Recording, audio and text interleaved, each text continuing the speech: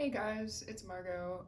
Welcome to my video research project in which I will discuss and explain a case that is shrouded in mystery and secrecy.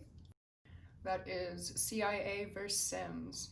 In 1977 to 78, John Kerry Sims filed first a request and then a suit under the Freedom of Information Act, seeking disclosure by the Central Intelligence Agency of the names of the institutions and individuals who in the late 1950s and early 1960s had conducted secret research for the CIA under its so-called MK Ultra program. Now, if you're not familiar with the name MK Ultra, the CIA sponsored mind control research conducted from 1953 to 66.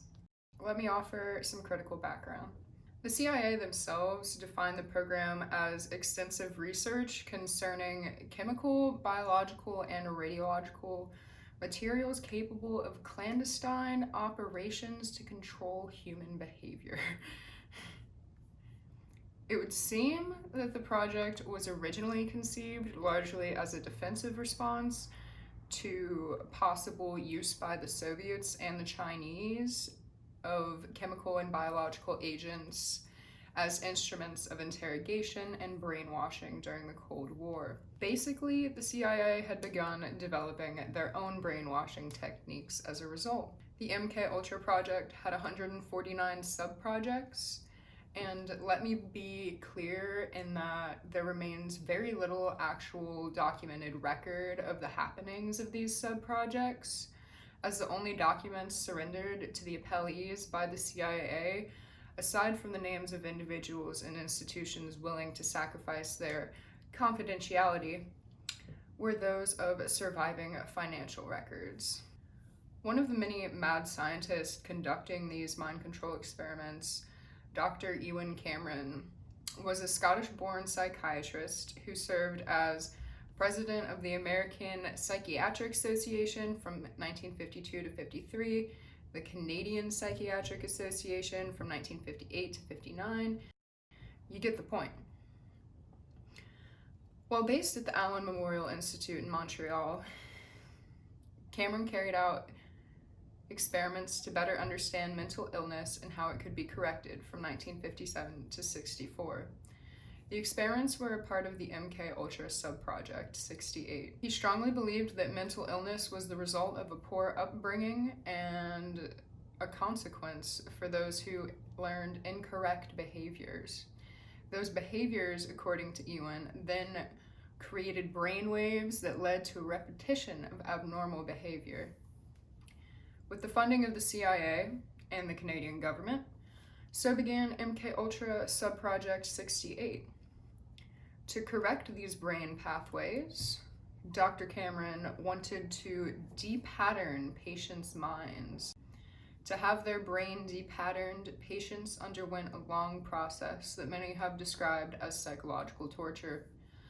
Patients were deprived of their senses, and they were placed in drug-induced sleep for up to 65 consecutive days, using a variety of drug cocktails, including LSD and amphetamines. The patients also underwent electroshock therapy several times a day for 2 weeks straight, when the norm at the time was 3 times a week maximum. When the doctor believed his patient's mind to finally have reached a childlike state, he then began the process of repatterning the brain. To do this, he would play messages to his patients on tape recorders to replace negative messages with positive ones. These messages could be played up to 500,000 times a day on repeat. Up until 1977, all records of the MK Ultra projects and its subjects were classified. No one was aware of the experiments that were carried out under the project because almost all records were destroyed in 1973 by the CIA. There just so happened to be one box left behind that provided information on Dr. Cameron's experiments that were found and released to the public in 1977. It was a breaking story like no other. There have since been countless claims made on behalf of the victims by their families. Needless to say, many lives were ruined. Subproject 68 only goes to exemplify some tenets of the research the CIA was funding. The grisly details of the situation in the public eye gave rise to Sims' request. The case argument began on May 28, 1980, in the United States Court of Appeals for the District of Columbia Circuit, decided on September 29, 1980. Now that a basic understanding of the MKUltra project has been established, let us briefly examine the act by which the claim was filed under. The Freedom of Information Act is a federal freedom of information law that requires full or partial disclosure of previously unreleased information and documents controlled by the United States government upon request. It was first enacted July 5th, 1967, and as listed on the Department of State's website, the Act contains 9 exemption categories that authorize government agencies to withhold information. A Freedom of Information Act requester is not required to explain why a record is being requested, and the burden is on the government to explain why disclosure is refused. In this case, in 1980, the CIA initially rested its claim of a right to withhold under 3 exemptions of the 9. Exemption 1, justification thereby establish confidentiality agreements. Exemption 3, exception for matters specifically protected by statute.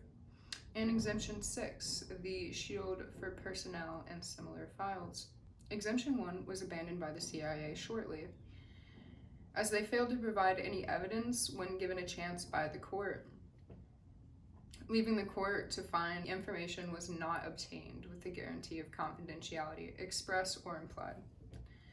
Exemption 3 was claimed thereby the National Security Act of 1947, an act that mandated a major reorganization of the foreign policy and military establishments of the federal government.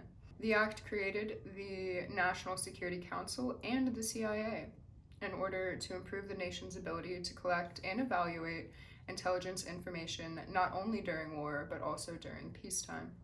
This act also authorized the Director of Central Intelligence to protect intelligence sources and methods from unauthorized disclosure, and thus qualifies as withholding statute under Exemption 3.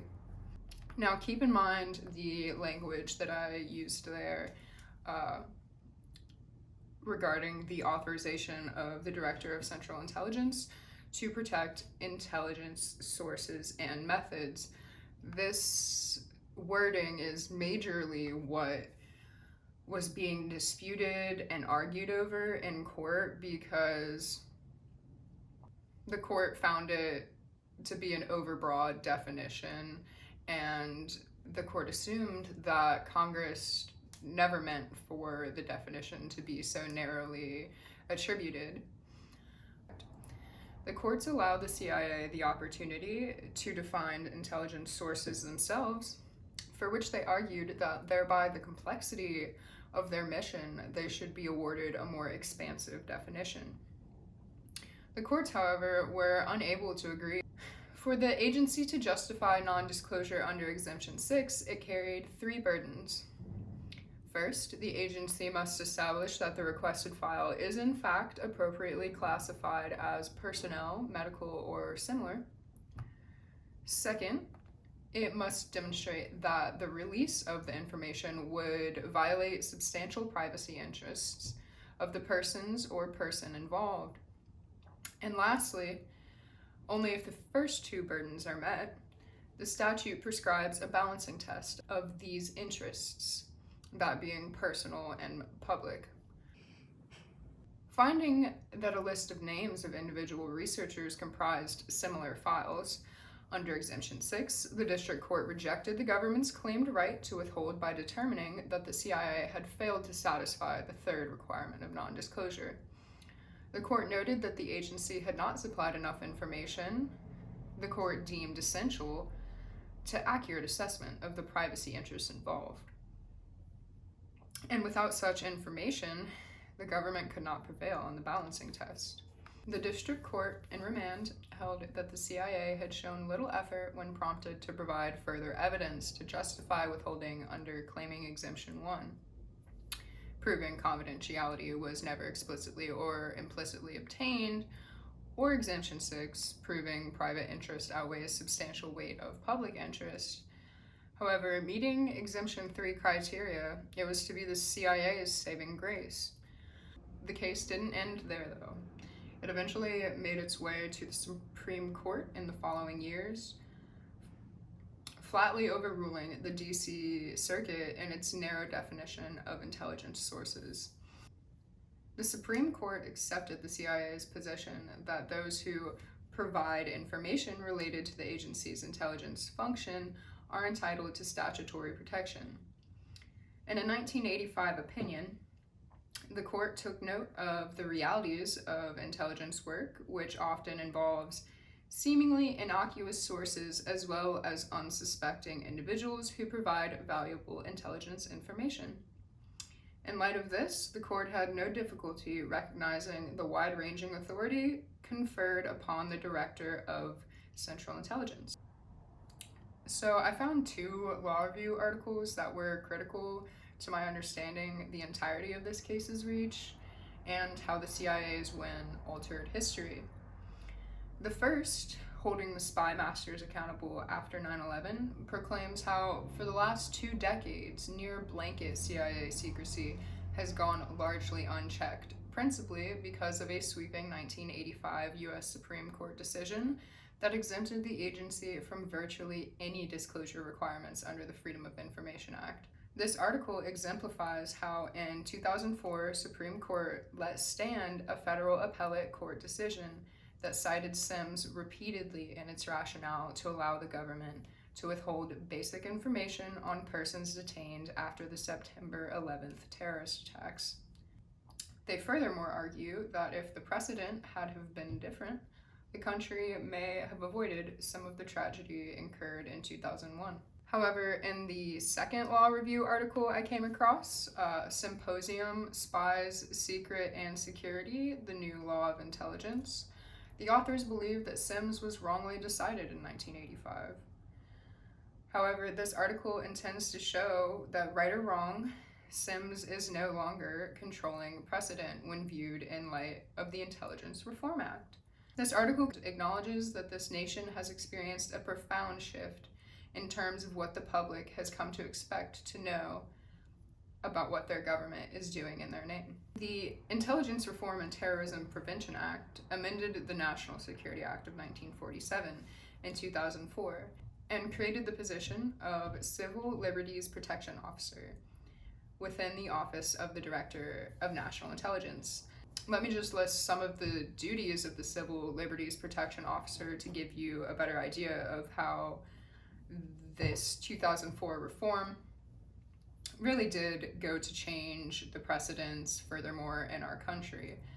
Some of the duties of the Civil Liberties Protection Officer are to review and assess complaints and other information indicating possible abuses of civil liberties and privacy in the administration of the programs and operation. With this new position intended to check and maintain the delicate balance between civil rights and national intelligence secrecy, it leaves us to beg the question, does this remedy the issue of CIA secrecy? Often the government's need for confidentiality in defending the nation and in conducting foreign relations conflicts with the democratic principles of an open society and the First Amendment rights of citizens to debate important national policy issues. CIA versus Sims illustrates this clash between the competing democratic values of government transparency and the practical needs for government secrecy. We can be sure that there will be more cases surrounding public knowledge and the authority of intelligence agencies to withhold classified information. We can only hope this new precedent alters our perspective for the better, overall making for a more informed citizenry. After all, that was the aim of the Freedom of Information Act in the first place. All considered, I suppose it really comes down to what kind of matters our government thinks we should know, which is a kind of scary thought, isn't it? Thanks for watching, guys.